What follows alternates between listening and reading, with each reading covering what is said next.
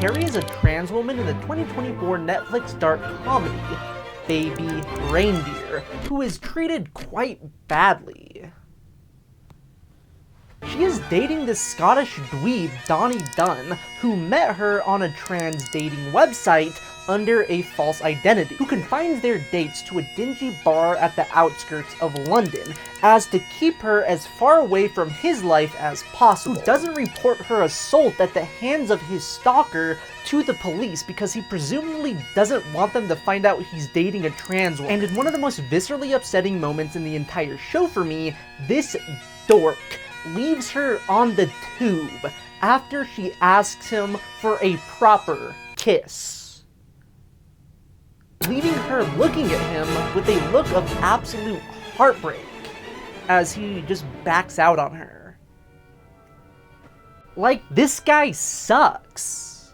This guy is an absolute flop. Am I off base for saying that? Am I off base for saying this guy's a big old freaking fat nerd?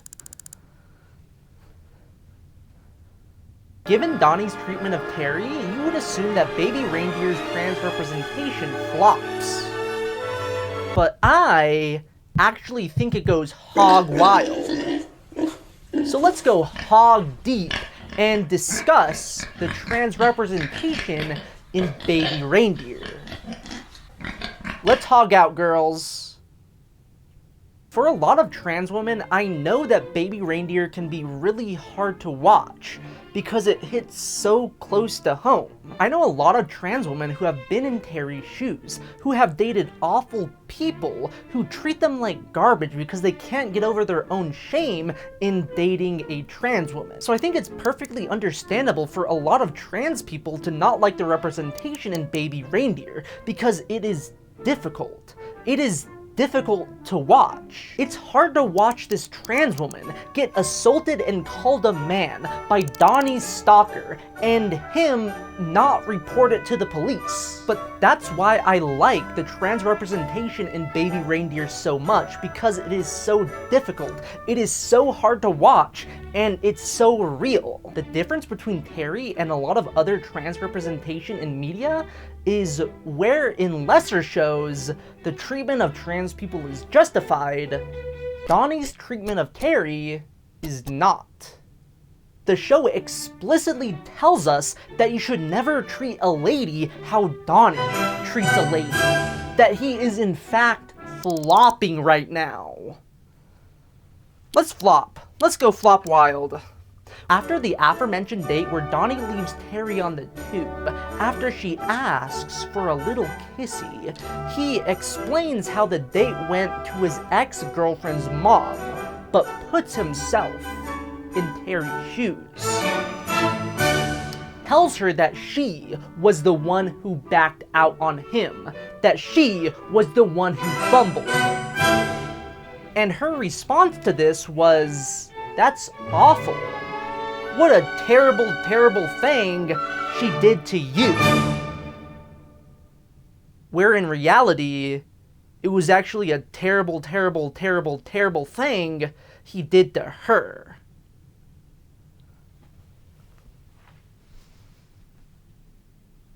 Donnie himself also acknowledges the bullshit of his own shame. It is so devastating to think of yourself as a progressive person, only to realize that you're a coward underneath it all.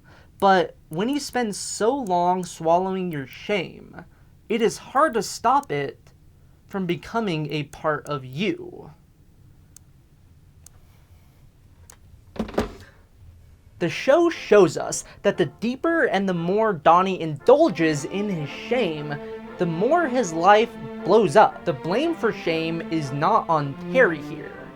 It's on Donnie for feeling this way. This is quite the juxtaposition compared to a lot of other trans characters in movies and TV, where the shame that a lot of non-trans men feel in being attracted to a trans woman is projected on them, instead of being projected on themselves for having these trans misogynistic feelings towards this woman.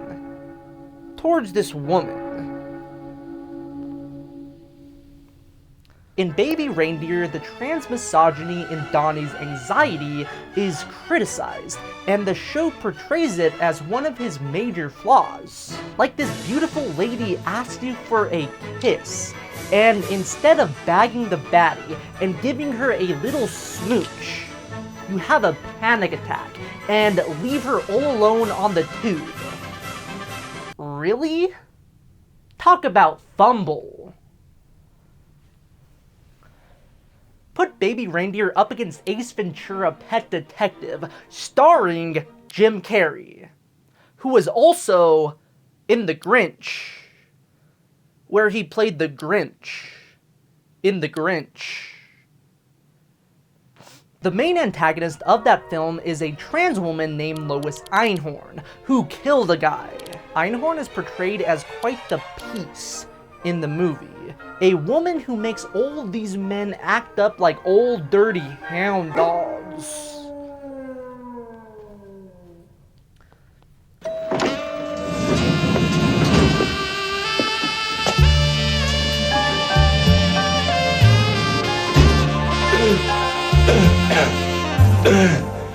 Until she is outed as a trans woman in a quite horrific scene at the climax of the movie, causing every single guy that was once attracted to Einhorn to throw up in disgust. Let's hog out. Permission to hog out. Let's hog out.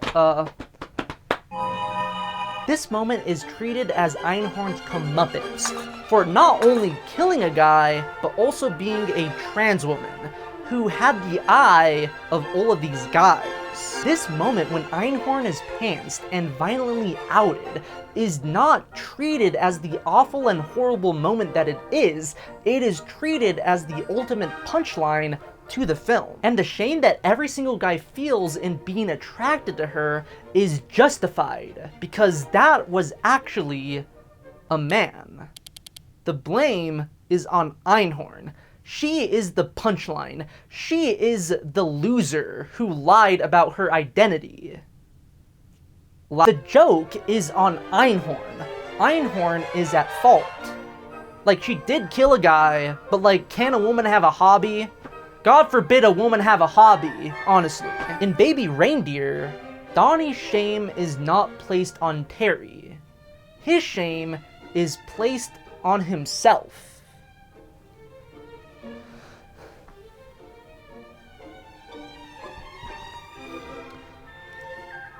Terri is also not your stereotypical meek trans woman who gets absolutely steamrolled by everyone and everything, who's supposed to identify with their own oppression. The show portrays her as this powerful, witty, and beautiful person. She's portrayed as that bitch. She doesn't take anything from anyone. Except Donnie, kind of. Just like a little bit, but not that much, just like a little bit. She pushes back on his bullshit, asking him why they only go on dates to dingy bars, why he lied about his identity, and why he won't report her assault at the hands of Martha, his stalker, to the police, when everyone knows dang damn well that this will put an end to this Martha situation once and for all. And when Donnie asks her to chill out with the rainbow unicorn stuff for a little bit, she doesn't take it. She throws him out on his fat rump. Out on his little hump. There is this moment at the climax of Donnie's self-loathing at his comedy final when he's absolutely bombing and he decides to reveal and come forward with everything he's been doing wrong. And let me tell you, this whole monologue gives me goose pimples. Absolute goose pimples. There's a moment in the monologue where he acknowledges Terri. Like, finally. I met this trans woman. And this moment in this monologue is very special to me, because I don't think any other, like, movie, TV show, or, like, other work of art has really said these things about a trans woman before. You should see her.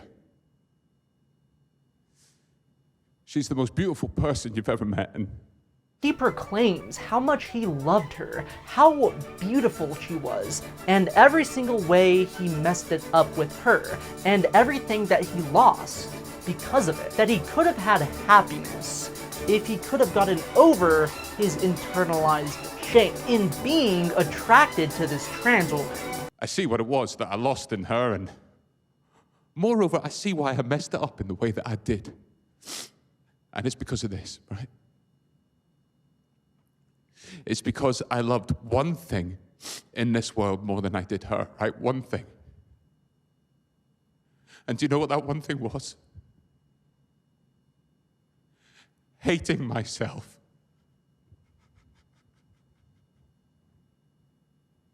The message that this moment sends to me is you can only be free once you acknowledge that the trans woman that you prevented yourself from loving is the most beautiful person you've ever met. And you should have bagged the baddie when you had the chance.